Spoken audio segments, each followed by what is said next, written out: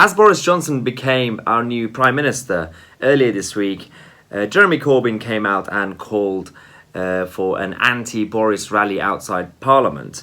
He asked hundreds of thousands of people and Labour members to turn up on Parliament Square to demand a general election. Now we have the pictures from the rally. As we can see, there are a lot of people who turned up to listen to Jeremy Corbyn and ask for a general election. But what's interesting that as we were going through these photos and the videos, we discovered something really interesting. When you look at the first couple of pictures, you can see a big crowd near the stage, including a lot of journalists and camera people. And then this happened. Yep, hardly anyone was there. Tom Harwood from Guido Fawkes actually even went there to make sure we have evidence. So he was the eyewitness. He did a video on Parliament Square to make sure to see if there is a crowd there or not. So I've come along to Jeremy Corbyn's national rally in favour of a general election. The trouble is, just not many other people have. So yeah, the official numbers basically showed that the rally that was supposed to attract hundreds of thousands of Labour members and ordinary people who don't like Boris Johnson to turn up only attracted about 300 people. I've had night outs on a Monday night with more people than that. You see, I'm trying to be understanding because they say when you organise campaign days and rallies, if the weather is cold or rainy, not many people might show up. But yesterday was one of the hottest days we've ever had in London. Where are your people, Corbyn? Where are they? By the way, let's move on. Let's actually see what Jeremy Corbyn was saying during this rally. What was he demanding exactly? We don't need more tax giveaways to the rich. Do you know what the better answer is? Have a general election, elect a new parliament, elect a Labour government to bring people in our country together, to tackle the inequalities, to conquer the injustices, but above all, to mobilise the strength and excitement, optimism and vitality of our people together. Together, there's nothing we can't achieve. Thank you very much. Well, firstly, I'm really worried about Jeremy's health, so I hope he kind of calms down before he has any sort of heart attack or something. But it's interesting because he keeps asking for general elections. This time his excuse is that Boris Johnson has just become the new Conservative leader and there's no mandate, even though Jeremy Corbyn has been in politics for the past few decades, so he knows how our system works. You don't vote for the party leader or prime minister. You vote for MPs and you vote for the party, and the parties could change their leader every 10 minutes if they want to. But you don't vote for the prime minister. He knows that, but he's playing the game. But that's just his recent excuse. He's used other reasons to ask for a general election over the last couple of years.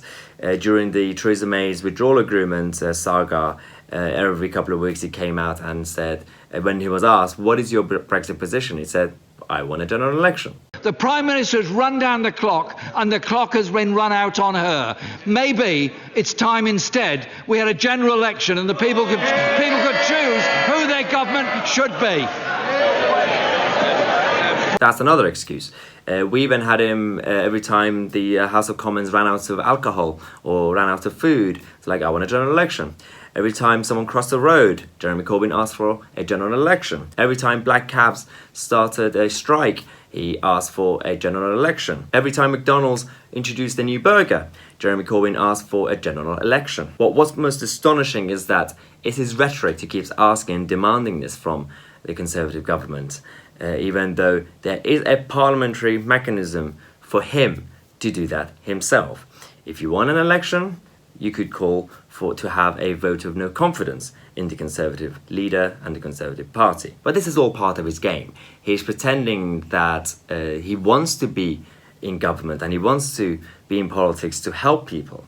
But as I've said before a number of times, Jeremy Corbyn is a student activist in the clothing of a politician.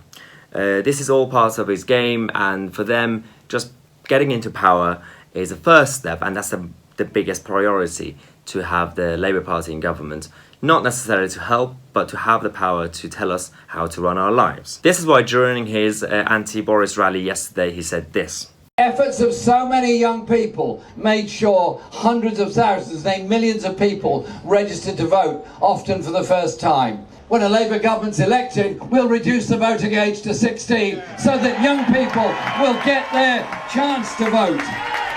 Oh yeah, so this is definitely not a ploy to get more votes. Yeah, sure. I'm sure you definitely care about ordinary people across the country. Although you're going to give some credit to Jeremy Corbyn's confidence, because when you look at the recent polls, for a guy that in a 2-horse race, he is in the 3rd place, and he's still confident to want an election. So well done, Jeremy. But yeah, on the other hand, if you think Jeremy Corbyn is bad, and especially when it comes to playing party politics, have a look at this one. The Liberal Democrats have elected a new leader, Jo Swinson, and her new platform is simply to ask Jeremy Corbyn to ask Boris Johnson to have a general election. And she's also said that if in an event of a second EU referendum, the Leave vote and Brexit win again, she will still campaign to remain in the European Union. Having a people's vote on that Brexit deal with the option to stay in the EU. And if they voted again to leave, would you then endorse leaving the European Union? I'm not going to change my view on what I think is right for our country. But would you support leaving the EU? It's a simple question. Well, would I support it? Would I be, positive about it? I'm not going to change my fundamental beliefs. Would you vote for it in Parliament? No, because I was elected on a firm manifesto pledge to fight for Scotland's place in the UK and the UK's place in the European Union, and that's what Liberal Democrats are here to do. That is the mandate that we have. But even if the people spoke twice and said they wanted to leave twice, you would still oppose that? I'm going to do what I was sent here to do, which is to stand up for the things that I believe in and stand up for the principles of working internationally with other countries to tackle the shared challenges that we face. But yeah, this is what we're dealing with right now. So regardless of what you think of Boris Johnson and his personality, or if you want to kind of fully trust him at some point, he is currently the best option to save the country and to make sure we are protected from these crazies. So yeah, make sure you share this video so people know the truth about Jeremy Corbyn and Jo Swinson. And just want to say thank you to everyone who has been supporting my channel, especially those that have been doing it from the beginning. If you're new, welcome to the channel, and make sure you keep following the videos. And the others, as you already know, that I now do this full-time for a living, and my mission is to make sure to expose lies and hypocrisy, especially from the left, tell the truth and try to fight for the conservative cause. And it's quite difficult because obviously in terms of funding and income, essentially I get it from the YouTube advertising kind of scheme that they have. But as some of you already know, the YouTube is quite sensitive these days, especially when it comes to certain topics, controversial centre-right ideologies. So it's a lot of times we don't do as well when it comes to the money that we get from YouTube. So I have, obviously, as you know, I've created the Cabinet Club on Subscribestar. I've put the link in the description. If you want to support this channel, you can go on that page, have a look. There are some benefits that you could get in return: one-on-one chats, video chats, live Q&As, and much more. If you want to support the channel, you'll get those in return.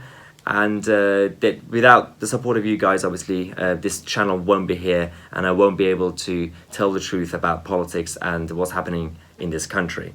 So thank you for watching. As usual, don't forget to subscribe and click on the notification bell next to it. And I'll see you on Sunday, a live Q&A on this channel at 8 p.m. UK time.